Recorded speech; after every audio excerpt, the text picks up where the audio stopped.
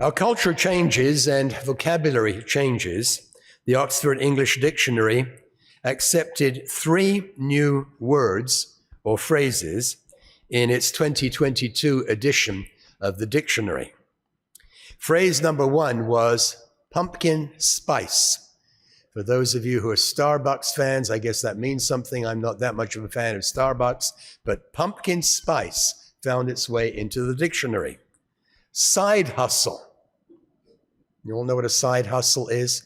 In other words, you've got your regular job, but you're making money from doing something on the side. This is what a side hustle is. It's amazing. These words suddenly crop up. I see them over the last few months. I keep on seeing the word side hustle, especially on the social media. You should have a side hustle. I don't know if that's true. But the other word that showed up in 2022 is another one that's been heard pretty frequently, and that is influencer. Influencer. A lot of people are talking about influencers. It's tied together with the kind of culture that we have now, with all of these social media, with the use of the internet and so on. Influencer. People want to be influencers to, I guess, get into the minds of what people are thinking.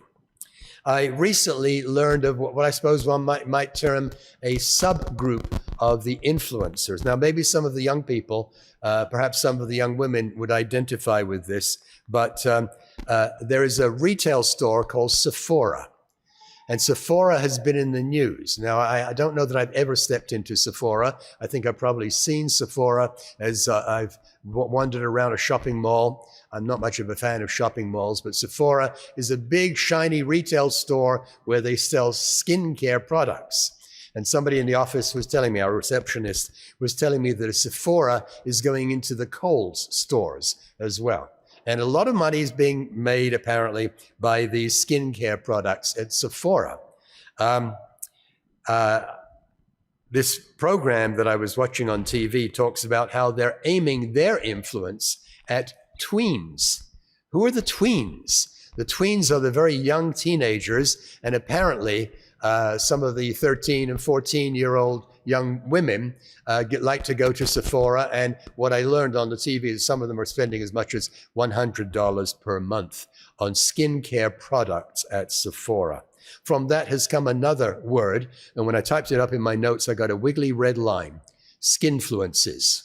Skinfluencers. Skinfluencers are people who try to persuade people to go to Sephora to spend too much money on skincare products. Personally, I've got better things to spend my money on. I suppose I have perfect skin anyway. I don't know, maybe not. We live in a culture that is constantly changing. There are new words, new fads, new things to spend our money on. For the tweens, for the ones who are a little bit beyond the tween years, like most of us here, for those who wish to go to Sephora. But we live in a world of battles for our attention, getting our attention, influencing people. It's amazing how the internet has changed our world and converted so many of us into a battleground for attention. The goal of much of the electronic media is to get your attention and mine, and then to influence you to do something or to think in a particular way. Now, perhaps most of us are not involved in selling skincare products or whatever the case may be, but what about you and me? Are you an influencer? We heard about some of this in the sermonette. Are you an influencer? You see, you should be. I should be. We're Christians, and the Bible tells us we are supposed to influence people. Our way of life is supposed to influence one another. I'd like to begin the early part of the sermon by going to a very interesting little story in the Old Testament that you may or may not be aware of. I want to go back to the 9th century. Make sure I get it right. Yes, the 9th century BC. Late 9th century BC. Now, I'm not going to make this a history lesson, but I think we all know that after the third king of United Israel, after King Solomon, the kingdom divided. The southern kingdom of Judah, which was where the temple was, the tribe of Judah, the Levites essentially were there, and the tribe of Benjamin. And there's a long succession of kings, 20 of them in fact, from King Rehoboam down to King Zedekiah, the last king of Judah. I want to take you to roughly the halfway point in this succession of 20 kings to the late 9th century BC.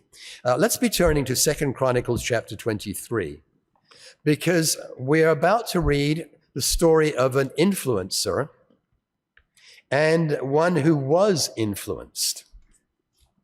And it's a fascinating story. 2 Chronicles 23, 2 Chronicles 24. Let's read the story here of a man whose very life was something of a miracle. The man's name was Joash, Joash, Joash, sometimes spelled Jehoash with an H.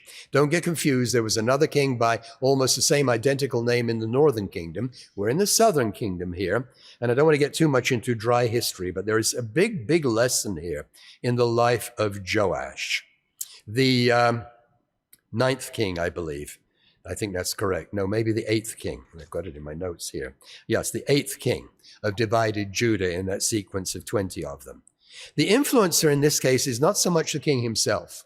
The influencer is somebody who stands behind the king and influences him to do certain things that were right. I'd like to begin then in 2 Chronicles chapter 23 with the story of, actually it's a miracle. This man, Joash, or Jehoash, as he's sometimes spelled with an H in the middle, variant spellings in the Hebrew and into the English as well. Well, he comes right after Athaliah. Does that name ring a bell? Athaliah was a very interesting person, a woman who, in one sense, seems to have broken the chain of Davidic kings. She goes on a rampage, and she tries to kill off just everybody from the royal family. She wants to kill off all of the sons of David, all of it in the broad sense, all of the young men who come from the lineage of David, from the previous king prior to Joash, Jehoram. And she goes on a rampage, and she succeeds in killing off almost everybody. Now, without going back there, I think we all remember that God had made a promise to King David.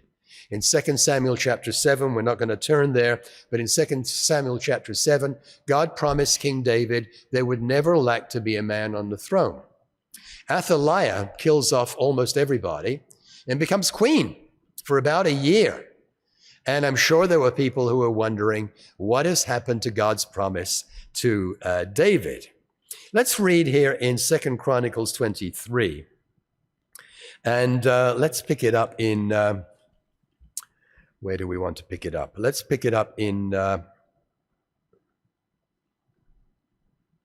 No, I want to go back to 2 Chronicles 22. Pardon me, I'm sorry, this is confusing. 2 Chronicles 22 is where I want to begin. 2 Chronicles 22, because this part of the story is important. Now, when Athaliah, the mother of Ahaziah, saw that her son was dead, she arose and she destroyed all the royal heirs of the house of Judah, the young men who might have become king by that Davidic line of succession. Look for some of the names here. It's going to get interesting. But Yehoshabeat, the daughter of the king. She's going to be a little heroine here, by the way. This woman, Yehoshabeat, the daughter of the king, took Joash, the son of Ahaziah, and stole him away from among the king's sons who were being murdered. Several of them were murdered by Athaliah. This woman, Yehoshabeat, becomes a heroine, like some of the people who hid people from the Nazis during the Second World War. Some of the people who tried to hide away, some trying to escape from slavery after slavery was abolished and people had to set up the Underground Railroad.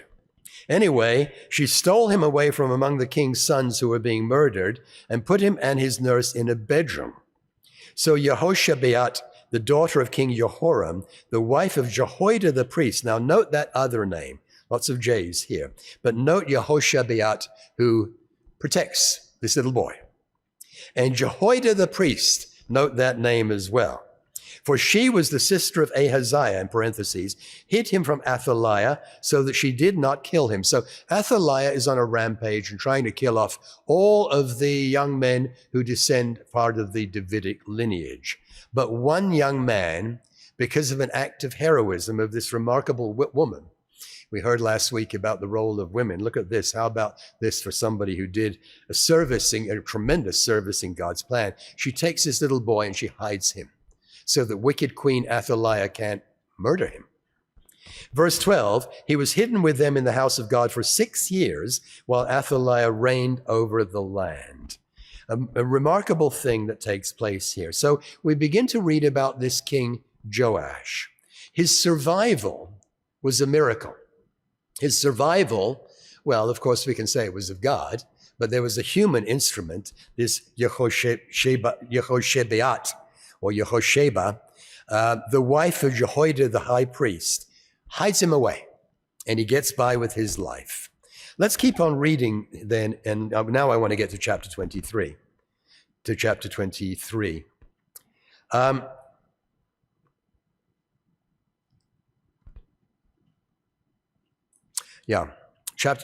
verse 16. Let's drop down here. So Jehoiada, who is the high priest, made a covenant between himself, the people, and the king, that they should be the Lord's people. Jehoiada is the high priest. He is the strength, the influencer, if you will, behind King Joash, who comes to the throne. And all the people went to the temple of Baal, and they tore it down. They broke in pieces its altars and its images, and they killed Matan, the priest of Baal, before the altars. Look at the role of this man Jehoiada. He's getting rid of all of the trappings of paganism. And also Jehoiada appointed the oversight of the house of the Lord to the hand of the priests, the Levites, whom David had assigned in the house of the Lord to offer burnt offerings, as was required in the law of Moses, with rejoicing and with singing, as it says here, verse 19. And he set the gatekeepers at the gates of the house of the Lord, so that no one who was in any way unclean should enter. He imposes the ceremonial law. Verse 20. Then he took the captains of hundreds and the nobles and the governors of the people, all the people of the land, and brought the king, King Joash, down from the house of the Lord. And they went through the upper gate to the king's house, and they set the king on the throne of the kingdom. All the people of the land rejoiced, and the city was quiet, for they had slain Athaliah with the sword. This was a good moment. Athaliah, bloodthirsty, rampaging, is now dead. We've got a righteous high priest whose name is Jehoiada. We've got a king, Joash. Righteous? Well, let's read. Let's keep on reading. Yes, with a qualifier. Look for the relationship between Jehoiada and Joash. Chapter 24, verses 1 and 2. Joash was 7 years old when he became king. Imagine that. Now, he wasn't co-regent because, of course, Athaliah is dead now, but he's got somebody who assists him and who influences him. He was 7 years old when he became king, and he reigned for 40 years in Jerusalem. His mother's name was Zibiah of Beersheba. Isn't that interesting, by the way? I had a question from one of our elders recently. He was reading through Chronicles, and he said, Chronicles mentions the women's names every now and then. We don't know much about this woman other than the fact that this was his mother's name. When the mother appears, there's a reason. Either it's a very positive influence or in some cases a very negative influence. But that appears to be the reason for the mention of the mothers of the kings. Joash did what was right in the sight of the Lord. Look at verse 2. All the days of Jehoiada the priest. Jehoiada was an older man. He's the high priest. He's influencing this young king, Joash, to do what's right. But look at the qualifier there in verse 2. Jehoiada had 2 wives and had sons and daughters. Then verse 4, it happened after this that Joash, now this young king, set his house on repairing the house of the Lord. The temple's got to be repaired. Work is to be done. And he gathered the priests and the Levites, and he said, go out to the cities of Judah and gather money to repair the house of your God from year to year, and do it quickly. Interestingly, when we get down to verse 6, the king called Jehoiada the chief priest, and he said to him, why have you not required the Levites to bring in from Judah and from Jerusalem the collection, according to the commandment of Moses, the servant of the Lord, and of the congregation of Israel for the tabernacle of witness? Here, Joash, the young king, prods, maybe corrects a little bit, the high priest. Why didn't you get this work done more quickly? This looks pretty good. This is urgent work, and Joash looks to be doing the right things here. And then in verse 7, for the sons of Athaliah, that wicked woman, had broken into the house of God and had also presented all the dedicated things of the house of the Lord to the Baals. Things went very, very, very badly when Athaliah was living. So Joash prompts the priests to move along with the repairs to the temple. Let's drop down a little bit here. So this work of restoring, renewing the temple gets underway. Verse 13, the workmen labored, and the work was completed by them. They restored the house of God to its original condition and reinforced it. It's remarkable, graduates of Foundation Institute know this, that in the southern kingdom, the trajectory of the kings is kind of up and down, up and down, up and down. There's a good one, there's a bad one. There's a good one, there's a bad one. In the northern kingdom, it was completely different. But anyway, let's keep on reading. Verse 15. Verse 15, remember, this man Jehoiada is the kingmaker. He's the influence behind the throne. But Jehoiada grew old, and he was full of days, and he died. He was 130 years old when he died. So he had quite a bit of influence. He was way up in years when he died. And he is the one who appears to have been influential through all of this early part of this king, heretofore righteous king, Joash. Now look at what happens. If you ever doubt that human beings can influence other human beings, let's keep on reading the remainder of the story. Jehoiada, the high priest, grows old, and he dies, and he's buried there in verse 16. They buried him, the high priest, in the city of David among the kings. It was unusual, of course, because he had done good in Israel, both toward God and his house. Everything is going well up to this point. And then Jehoiada, the influencer, dies. Now look what happens. Verse 17, after the death of Jehoiada, the leaders of Judah came and bowed down to the king, and the king listened to them. Therefore they left the house of the Lord God of their fathers and served wooden images and idols. They went back to paganism pretty well immediately after the high priest had died. It's amazing. You read this history and you wonder, it never got completely uprooted, did it? And wrath came upon Judah and Jerusalem because of their trespass. Verse 19. Yet he, God, sent prophets to them to bring them back to the Lord. And they testified against them, but they would not listen. They're unnamed here. More than one, apparently. God sends prophets and says, what's happened? During the same reign of this same king, everything's beginning to go bad. Why do things begin to go bad? Well, because the man who stood behind him, his sort of father figure, so to speak, has died. Look how much influence takes place here. Verse 20. Verse 20, it's going to get much, much worse. Let's keep on reading. Then the Spirit of God came upon Zechariah, the son of Jehoiada the priest. Zechariah was the son of Jehoiada. Jehoiada was the father figure to Joash. Zechariah is his son, used of God as a prophet to tell them that everything is going bad now. He stood above the people and he said to them, I'm in verse 20, thus says God, why do you transgress the commandments of the Lord so that you cannot prosper? Because you have forsaken the Lord, he also has forsaken you. So they conspired against him. And at the commandment of the king, they stoned him with stones in the court of the house of the Lord. This man who dies at this point as a martyr is the son of Jehoiada, who was the father figure to Joash. Not only that, he's the son of Jehosheba, the wife of Jehoiada. So King Joash, who was righteous as long as Jehoiada was living, goes over to the bad side and puts to death the son of the woman who saved his life. It's an amazing story. By the way, there's an allusion to this in the New Testament. You might want to keep your place here. Let's see if I want to read any more. Yeah, keep your place in 2 Chronicles 24. And let's take a quick look at Luke 11 and verse 51. Luke 11 and verse 51. And Jesus here is talking about the culpability of those who are false religious leaders. Luke 11, verse 51. From the blood of Abel, he was, of course, put to death by his brother, to the blood of Zechariah.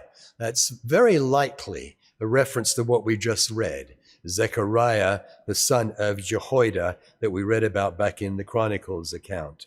From the blood of Abel to the blood of Zechariah, who perished between the altar and the temple.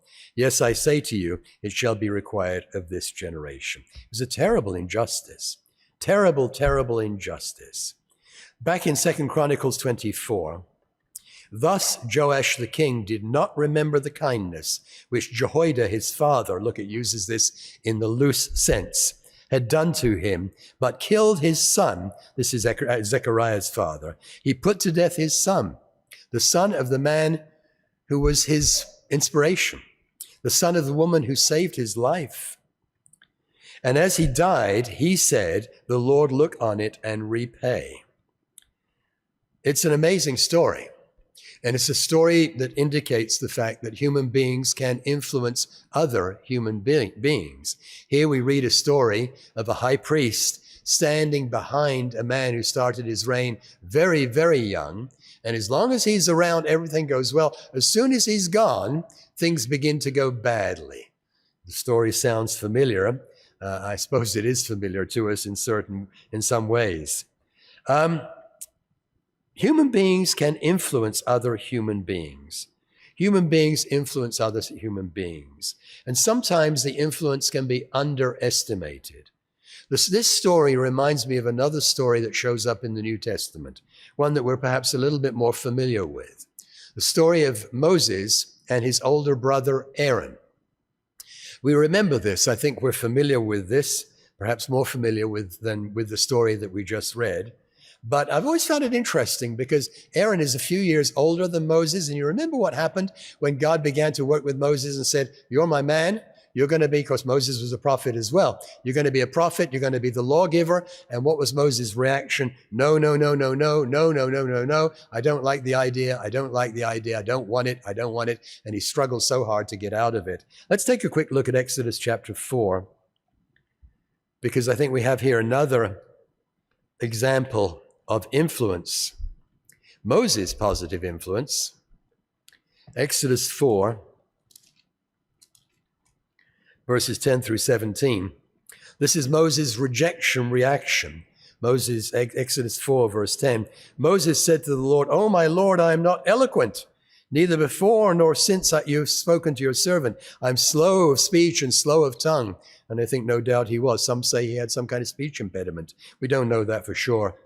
"So the Lord said to him, 'Who has made man's mouth? Who makes the mute, the deaf, the seeing, or the blind? Have not I the Lord? Therefore go, and I will be with your mouth and teach you what to say.' But he said, 'Oh, my Lord, find somebody else to do it. Please send by the hand of whomever else you may send.' So the anger of the Lord was kindled against Moses." Interesting, the relationship between God and Moses. Very close relationship. "And he," God, "said, 'Isn't Aaron the Levite your brother? He's a good speaker.'" Aaron had the gift of the gab. Moses did not, at least not at the beginning. "And look, he is also coming out to meet you. When he sees you, he will be glad in his heart." Verse 16, "So he shall be your spokesman to the people, and he himself shall be as a mouth for you, and you shall be to him as God. And you shall take this rod in your hand with which you shall do signs." So Moses reluctantly takes up his role as the lawgiver, as the prophet, and he assumes the role of leadership of the nation of Israel. And as we know, Moses, how do you read Moses? A little bit irascible, but certainly a man of very, very strong conviction and very deep commitment to serving God. But how do you read Aaron? How do you read Aaron? As we go through the story, it's interesting. Aaron begins to fade. At the beginning of the account, I'm not going to go all the way through it, but at the beginning of the account, Aaron is very prominent. Aaron and Moses go before Pharaoh more than once. And then bit by bit, Aaron begins to fade. And then we come down in time to an incident that we know very well in Exodus 32. The subject, once again, is influence. Exodus 32, the famous golden calf incident. Moses was the kid brother, if you will, of Aaron, the younger brother. But he wasn't there. He was up the mountain. So his positive influence could not be exercised. Exodus 32, verses 1 through 6. "When the people saw that Moses delayed coming down from the mountain, the people gathered together to Aaron, and they said to him, 'Come and make us gods, Elohim, that shall go before us. As for this Moses, the man who brought us up out of the land of Egypt, we don't know what's become of him. He's disappeared up at the top of the mountain. We have no idea when he's coming down.' They felt a kind of a disdain for him anyway. And Aaron said to them, 'Break off the golden earrings which are in your ears of your wives, your sons, and your daughters, and bring them to me.' all the people broke off the golden earrings which were in their ears and brought them to Aaron. You've read this before, and I'm sure you've had the same thought that I've had. What is Aaron thinking? And we don't get any of his internal thought here. And what would have happened if Moses had been at the base of the mountain with Aaron? This would not have taken place.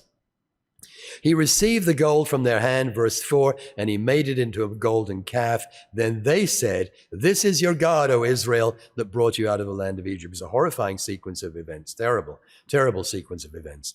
Aaron saw it, he built an altar before it, and Aaron made a proclamation and said, "Tomorrow is a feast to the Lord." This was an enormous breakdown.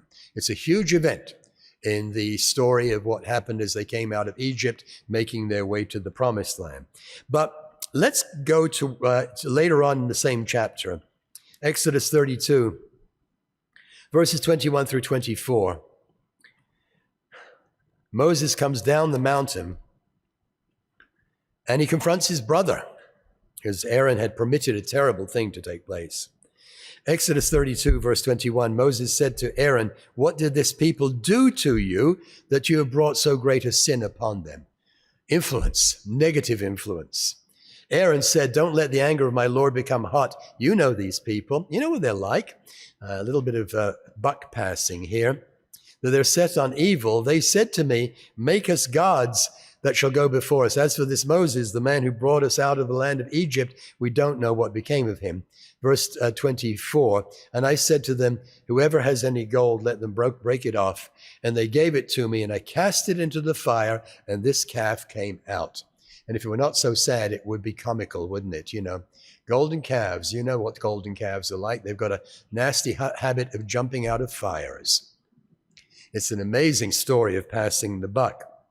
What would have happened had Moses been there at the foot of the mountain? Well, I think we're on pretty safe ground in saying it wouldn't have happened. There's no way it would have happened. Moses was influential. Aaron caves. Aaron was the guy with the natural ability. He had the gift of the gab. Moses, probably not so appealing a personality.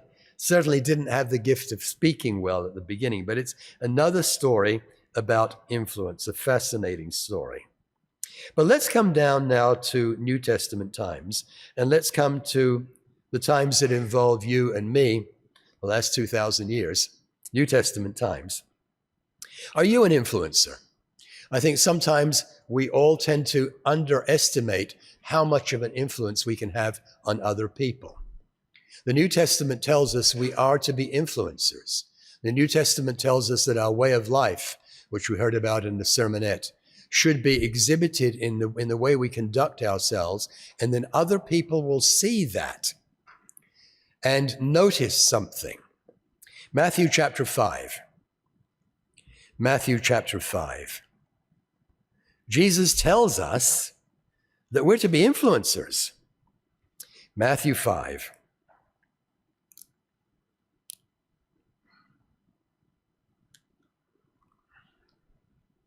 Verses 13 through 16.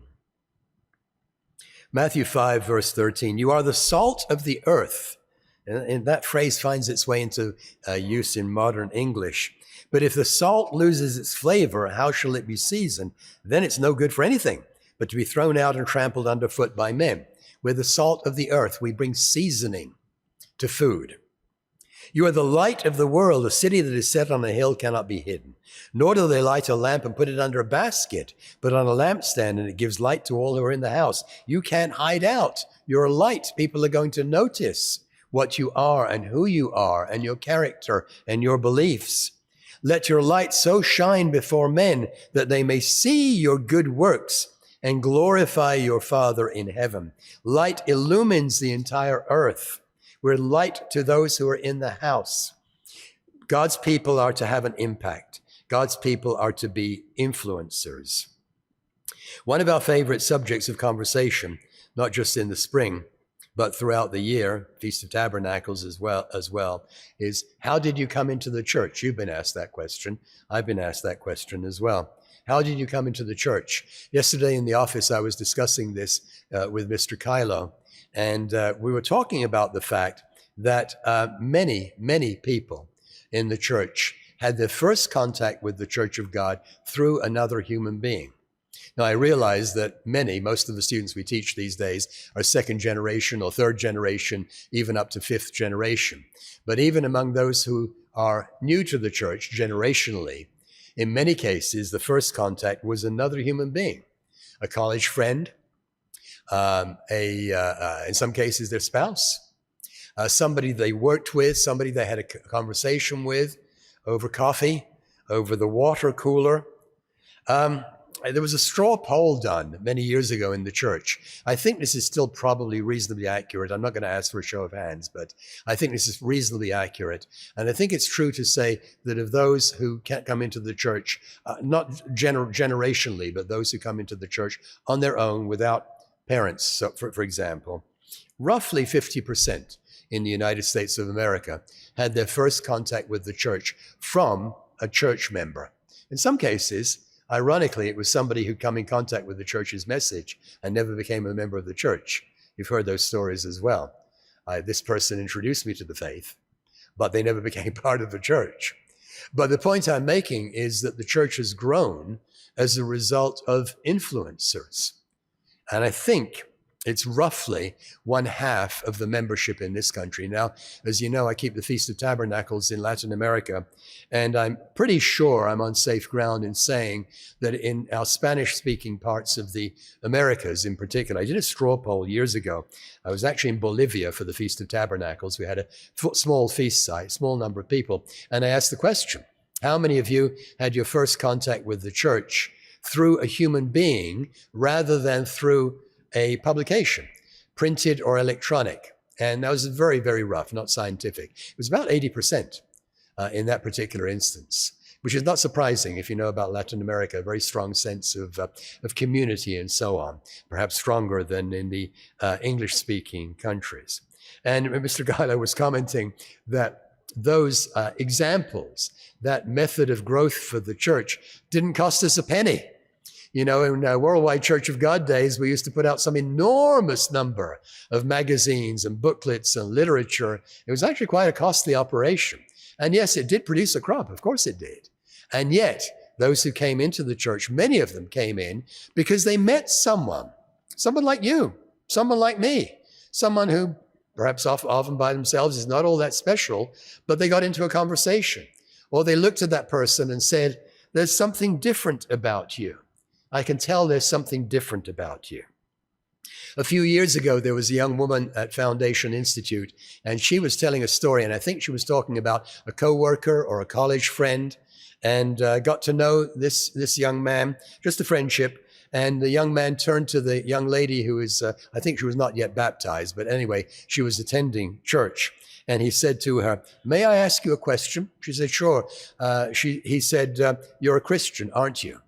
Now, I don't think she talked Bible to him, but he could see something different about her. There's a man, I'll never forget the sermonette that I heard up in Cincinnati a number of years ago. There's a man up there, he's a very fine man, got a family, married with kids, but he was talking in the sermonette, and he made a comment. He was working in whatever his area of work was, some kind of trade skill, I think. And somebody at work turned to him and they said, I want to ask you a question. You don't cuss like the rest of us. And he said, no, I don't cuss. He didn't use bad language, of course. We don't do that kind of thing. 1 Peter 4, verses 4 and 5. 1 Peter chapter 4, verses 4 and 5. The New Testament emphasizes this, that we're to be taken note of because of our way of life. 1 Peter 4, verses 4 and 5. In regard to these, they think it strange that you do not run with them in the same flood of dissipation, speaking evil of you. There are things we don't do. We don't have to enumerate them. There are many things that in which we don't simply go along with the tide. Verse 5, they will give an account to him who is ready to judge the living and the dead, people who persecute us for doing the right thing. But the New Testament draws attention over and over again to the fact that Christians are influencers. Our way of life should say something. We don't always have to preach. We don't have to get entangled in religious conversations. Sometimes questions can come up, and I'm coming to that shortly. Sometimes questions come up, and we are called on to answer for our faith. But sometimes people will simply say, as I've heard more than once, you probably heard more than once, there's something different about you people. There's something different about you people. You remember the green stickers? The younger folks maybe don't remember the green stickers, but at least have heard of them.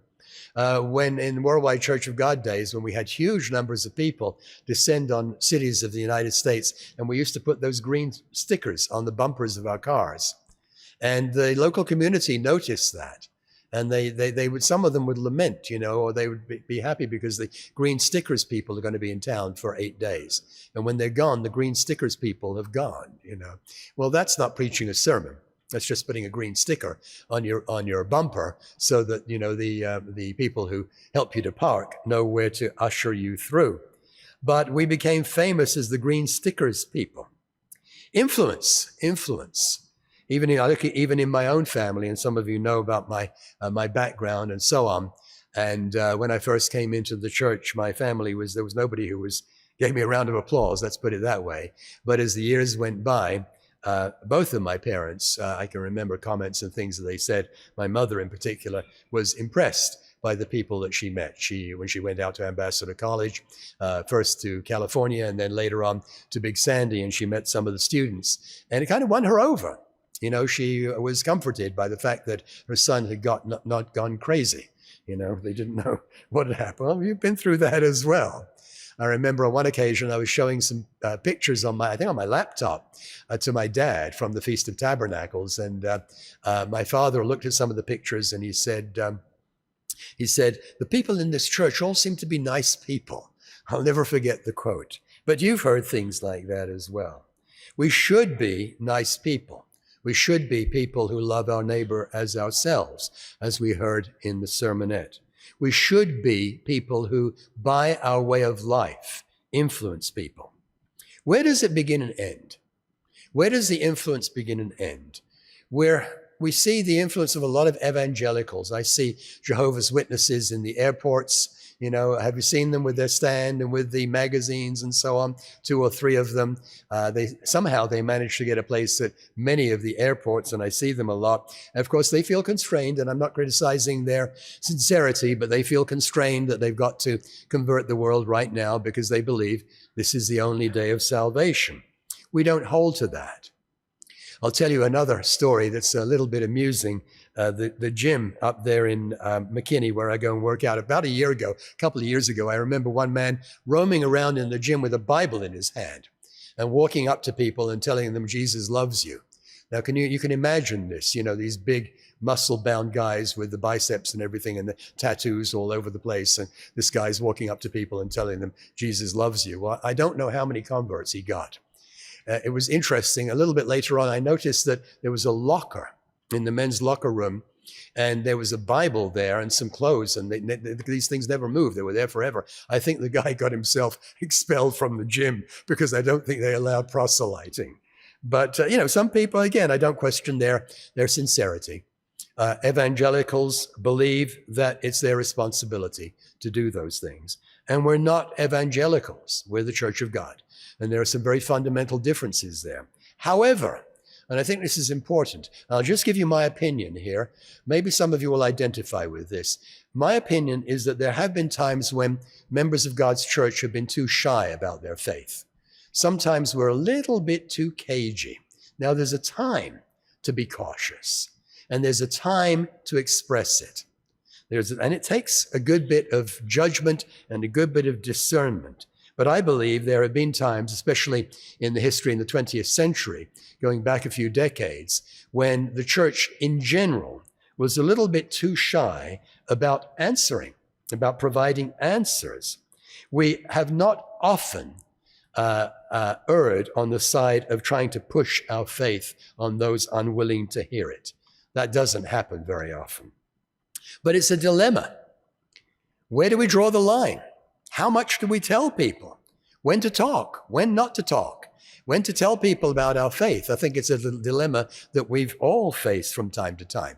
I think there are 2 extremes. On the one hand, we can at times be a little bit too tight-lipped.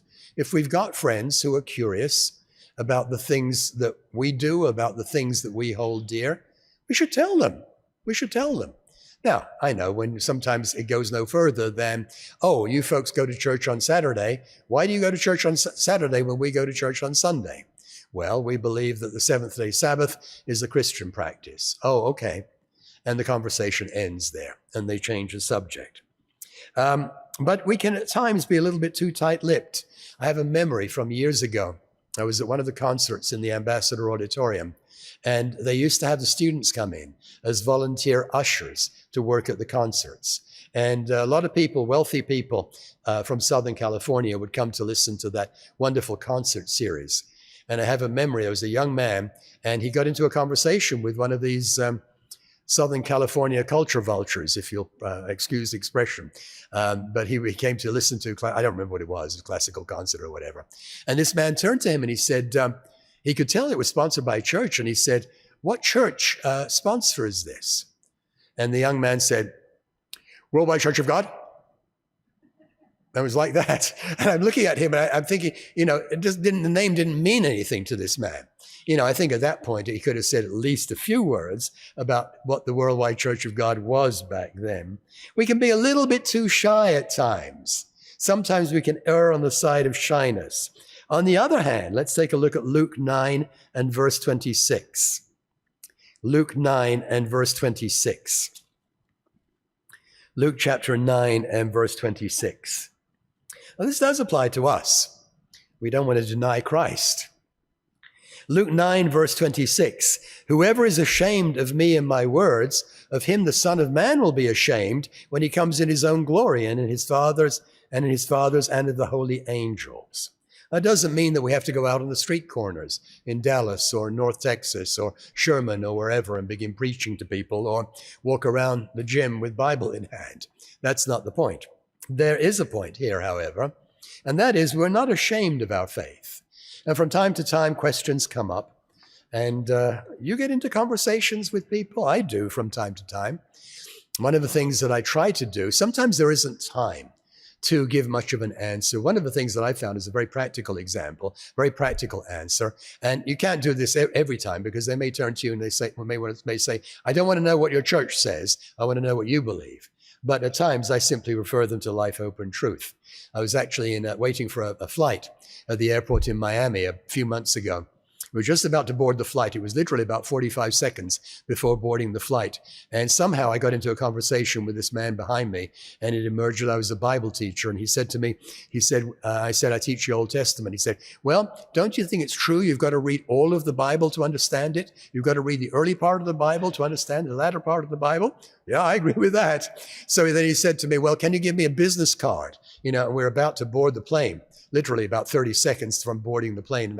And, I had some business cards, but they were buried deep inside in my shoulder bag, so I couldn't pull one out. But I said, look for us on Life, Hope, and Truth. Of course, if you're in Miami, it may be Vida Esperanza y Verdad. But that's a very helpful thing to do. I'm not saying we always immediately go to tell them about the website. There's a time to answer for ourselves as well. When should we not? When should we not answer? When do we not place the pearls before swine? See, here's the other side of it. Matthew 7, verse 6. Matthew 7, verse 6. There is a time not to give too much. It's a dilemma. I suppose none of us has ever got figured out exactly how much to say in every situation. Matthew 7, verse 6. Jesus here tells us, do not give what is holy to the dogs, nor cast your pearls before swine, lest they trample them under their feet. Those are his words, not mine, and turn and tear you in pieces. When? When is the point at which we don't put pearls before swine? When is the point at which there are things we hold back and don't tell people? It's a dilemma, and it's not an easily answered dilemma, but I'll give you part of my take on this. Just about all of us here in this room have seen God's hand in our lives in things such as healing, in things such as answered prayer. When we had our backs against the wall, we were being persecuted, we were running out of money, and we saw God answer our prayers. And of course, we hold those things very, very dear. But I think if you're faced with someone who's cynical and someone who is inclined to reject any kind of Christian belief. Perhaps best to hold those things back because, in a sense, they're for you and for me. We're not evangelicals. However, when we answer, we need to give an answer. We need to be ready to give an answer. When we answer about our beliefs, perhaps sometimes we think, well, this person's not going to come into the church, so what's the point? I think there's more to it than that. We stand for something that influences people, whether they become part of the church of God or not. We're a very small group of people.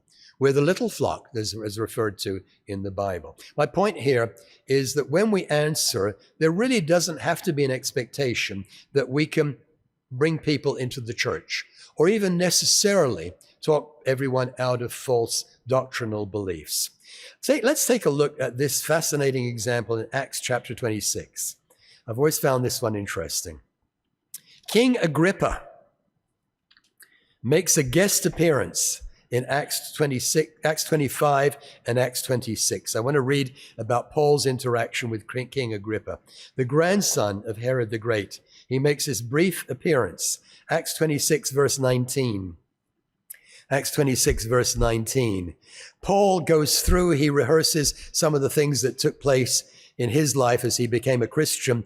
Verse 19, Acts 26, verse 19. Therefore, King Agrippa, I was not disobedient to the heavenly vision, but I declared first to those in Damascus and throughout all the region of Judea, and then to the Gentiles, that they shall repent, turn to God, and do works befitting repentance. Paul preached to him. He told him he got things to change. He didn't pull back.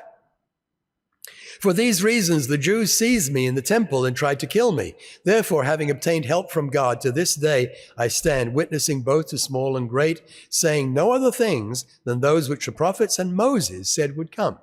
Paul confesses that his faith is in line with the faith preached by Moses and the prophets. That the Christ would suffer, that he would be first to rise from the dead, and would proclaim light to the Jewish people and to the Gentiles. He made this defense, and then Festus said with a loud voice, Paul, you're crazy. Verse 25, I'm not mad, Festus, but speak the words of truth and reason. He's talking to Festus initially.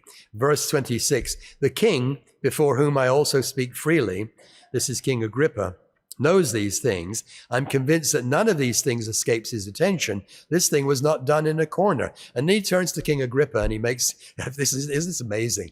He says, Agrippa, I know you read your Bible. King Agrippa, do you believe the prophets? I know that you believe. So King Agrippa, who was half Jewish, half Idumean, was familiar with the Old Testament prophets. And then this amazing comment in verse 28. Agrippa said to Paul, you've almost persuaded me to become a Christian. I don't think he ever did become a Christian. It didn't happen. But Paul, gave it to him pretty directly. Verse 29, Paul said, I would to God that not only you, but also all who hear me today might become both almost and altogether such as I am, except for these chains. Jesus told the disciples they would be brought before kings and rulers. It happened in Paul's life.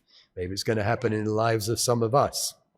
But we need to be able to defend our faith when someone genuinely wants to know. I've been told, I wasn't there to witness it personally, but I've been told by people who saw him that when Herbert W. Armstrong traveled and he met prominent people and wealthy people, governmental leaders, we've seen some of that on video, but even in the hotels where he stayed, in a casual environment, he could be quite direct with regard to the things that he taught with some of these prominent and influential people that he met. I've heard snippets of some of the quotes, and it's really quite amazing. Sometimes it's best not to share a whole lot. Once in a while, I hear church members say, how do I convince someone about this, and this? How do I convince someone about this commonly believed, accepted belief in the world of Christianity? Well, the answer is sometimes you don't. Sometimes you don't. It depends. Is someone genuinely interested? Do they really want to know? We shouldn't get tangled up in religious arguments. We're cautioned not to do that. Sometimes we can encounter people who are antagonistic. They don't like what we stand for. At that point, how much point is there? Not very much. How can I persuade someone? Well, the first question is, should you? Should you even attempt to do it? If someone is really genuinely interested, maybe it's time to share certain things. But if someone is looking for a fight, well, maybe best just to turn your back and walk away. 2 Timothy 2, verse 24. 2 Timothy chapter 2 and verse 24. Now this, of course, is Paul writing to Timothy, who was a young minister and evangelist. But I think the principle applies to all of us in the church. 2 Timothy 2, verse 24, an important principle. It says here, a servant of the Lord must not quarrel. It's not our writ to quarrel with people. It's not our time to engage in religious arguments. They don't produce anything of any value. But to be gentle to all, able to teach and patient. Does the person want to know? Sometimes the conversations don't go very far. You're at dinner with friends and they see you won't eat certain foods. Well, why? Well, you know how to answer the question. And then the conversation is over. But once in a while, the conversation goes further than that. We have to measure it out. We have to see where people are. Sometimes people are just curious and the conversation ends very quickly. Sometimes people will go a little deeper and they really want to know about your beliefs. Sometimes, once in a while, somebody asks about you, what you believe, what you stand for, and who knows whether God may use that as the beginning point for a genuine conversion for another human being who may end up in the body of Christ. The Bible tells us in particular, there's one set of instructions, I think this set of instructions, 1 Peter chapter 3, I think this applies not only to women, it's directed to women, the women who are married outside with a husband who's not part of the faith. 1 Peter chapter 3. But there's a bit of wisdom here for all of us as well. 1 Peter 3, verses 1 and 2. And some women in the church have found themselves in this situation. Likewise, you wives, 1 Peter 3, verse 1, be submissive to your own husbands, that even if some of them do not obey the word, they're not Christians, they without a word may be won by the conduct of their wives. Human example can be powerful. And certainly within a marriage relationship, that can be very powerful. And we've all heard stories, not just women who've had to wait for the conversion of their husbands, but the men who've had to wait a long time for the conversion of their wives as well. I've heard stories, sometimes over 20 years. Over 20 years later, the other spouse comes in. But there's a cautionary note here. It's not your place to make a lot of noise on behalf of your faith. Verse 2, when they observe your chaste conduct, accompanied by fear. Amazing advice that God gives to the Christian women in the church. Let him see your example. Let him see what kind of a woman you are, rather than hear your religious propaganda. And I don't mean that as a put down, because of course one can speak and one can speak truth, but there is a time not to say a whole lot.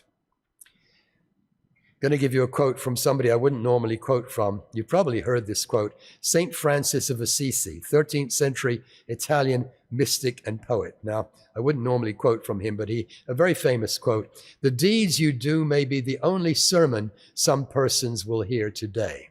And there's some truth to that. People run across you. They see what you're like. They see you stand up for the things that you believe. They see your integrity. They see the depth of your faith. And that, in a sense, is part of the way to the sermon. Now, that needs to be qualified a little bit, because someone's example is not the be-all and end-all of conversion. Someone's example, your example, my example, could be the initial spark of interest. But that, of course, for somebody to become genuinely converted, they have to be led to the Scriptures and the truth of the Scriptures. But it can be the spark. The Bible is replete with this principle. The Bible is replete with the principle of being an influencer, standing for something, showing something by our way of life. In the seminar, I taught the book of Isaiah, at least not the whole book. We only had a few hours during the week, but we got to Isaiah 66. And as we got there a week ago, yesterday, I thought, I got to include this in my sermon about influencers. The Bible emphasizes this, Isaiah 66. Isaiah talks about the restoration of Israel. There are a lot of principles here for the New Testament church as well. Isaiah 66, verses 18 through 20. He prophesies here of the latter stages of God's plan. And he says that there's going to be a time when national Israel, after having gone through a lot of difficult times, will be brought back to God and will be changed. And then all of the other nations will be influenced. We'll see the example. Isaiah 66, verse 18. Isaiah here writes, "For I know their works and their thoughts. It shall be that I will gather all nations and tongues, and they shall come and see my glory. I will set a sign among them, and those among them who escape I will send to the nations, to Tarshish and Pul and Lud, who draw the bow, and to Tubal and Javan, modern Asia Minor, modern Turkey, to the coastlands afar off, who have not heard my fame nor seen my glory, and they shall declare my glory among the Gentiles." Isn't that an amazing scripture? It's talking about the time when national Israel, all 12 tribes, I would think, when national Israel is restored, when they've been through an awful lot of difficult times, they're brought back to God, and then they become, well, I don't hesitate to use the term a missionary program, but in a sense they are. They become a kind of a missionary program, and they go out to the other nations. And of course, this is the way it was supposed to have worked from the beginning. From the beginning, what was supposed to have happened was to have been that the descendants of Jacob would have put God's law into effect, and the other nations were supposed to see it, and they're supposed to be the influencers. There in Deuteronomy chapter 4, it talks about that. What a great nation they are. What a marvelous nation they are. We want to be like them. Of course, the history was quite different. It didn't work out the way it should have worked out. But the nation of Israel was supposed to be a model nation, a nation of influencers. We often wonder about the 144,000 in the book of Revelation. Let's go to Revelation 7, the 144,000. We don't know where they're all going to come from, but I've wondered about them of late. Revelation chapter 7, 144,000 who are brought to repentance at a time when it's not so easy to come to repentance, the time of trouble right at the end of the age. And we wonder about these people. How did they hear? Well, of course, we know there are going to be two prophets on the scene, and the focus of the world is going to be on them. So presumably, the preaching of those two prophets will have a major impact on these 144,000. And let's not forget a great multitude as well. It's not limited to Israel, who come out of the great tribulation. Let's read a little bit. Revelation 7, verse 3. "Do not harm the earth, the sea, or the trees, till we have sealed the servants of our God on their foreheads." They become servants of God during that 3.5-year period, the time of great trouble that comes on the earth just prior to the return of Jesus Christ. "And I heard the number of those who were sealed, 144,000, out of all the tribes of the children of Israel." And then it enumerates them, beginning in verse 5 down through verse 8. 12 tribes. Dan is missing here, but that's another story. Verse 9, "After these things I looked, and behold, a great multitude which no one could number."